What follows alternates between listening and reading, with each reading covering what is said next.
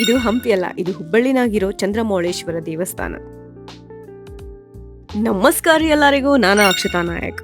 Hubballi part 1 ಅಂತೂ already ನೋಡಿದ್ವಿ. Second part ನೋಡೋಣ ಅಂತ ಬರ್ರಿ. ಪಾರ್ಟ್ 1 ಆಗ ನಾವು ಆಲ್ರೆಡಿ ನೋಡಿದ್ವಿ ಉಣ್ಕಲ್ ಲೇಕ್ ಗಾರ್ಡನ್ ಬಗ್ಗೆ ಇನ್ ಡೀಟೇಲ್ ಆಗಿ ಪಾರ್ಟ್ 1 ರೋಗ ಆಲ್ರೆಡಿ ನೋಡಿದ್ವಿ, ಹೋಗಿ ಚೆಕ್ ಮಾಡ್ರಿ. ನಾವು ಹೊಂಟಿವಿ ಚಂದ್ರಮೌಳೇಶ್ವರ ದೇವಸ್ಥಾನ. ಜಸ್ಟ್ 1.4 ಕಿಲೋಮೀಟರ್ ಡಿಸ್ಟೆನ್ಸ್ ನಾಗಿರೋ ಈ ದೇವಸ್ಥಾನ ನಾವು ಪಟ್ ಅಂತ ಆಟೋನಾಗ ಹತ್ತಿ ಜಸ್ಟ್ 50 ರೂಪೀಸ್ ಕೊಟ್ಟ ಹೋದ್ವಿ.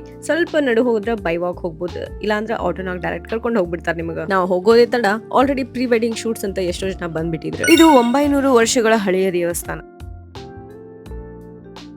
ಚಾಲುಕ್ಯರು 11-12ನೇ ಶತಮಾನದೊಳಗಡೆ ಶಿವನ ಟೆಂಪಲ್ ಅಂತ ಕಟ್ಟಿಸಿದ್ರು ಇದನ್ನ. ಇಲ್ಲಿ ನೀವು ಚಾಲುಕ್ಯರ ಆರ್ಕಿಟೆಕ್ಚರ್ ಅನ್ನ ನೋಡ್ಬೋದು. ದೇವಸ್ಥಾನದ ವಿಶೇಷತೆ ಏನಂತಂದ್ರ 4 ಎಂಟ್ರನ್ಸ್ ಇದಾವ. ಅದಕ್ಕೆ ಚತುರ್ಮುಖ ಲಿಂಗ ಅಂತೂ ಕರಿತೀವಿ. ಬಾದಾಮಿ ಚಾಲುಕ್ಯರ ಕಲೆ ವಾಸ್ತುಶಿಲ್ಪ ನಿಜವಾಗ್ಲೂ ಮೆಚ್ಚಬೇಕು. ಇಷ್ಟು ಹಳೆ ದೇವಸ್ಥಾನ ಇನ್ನೂ ಐತಂತಂದ್ರ ಮೇನ್ ರೀಸನ್ ಅಂತಂದ್ರ ಆರ್ಕಿಯೋಲಾಜಿಕಲ್ ಸರ್ವೆ ಆಫ್ ಇಂಡಿಯಾ.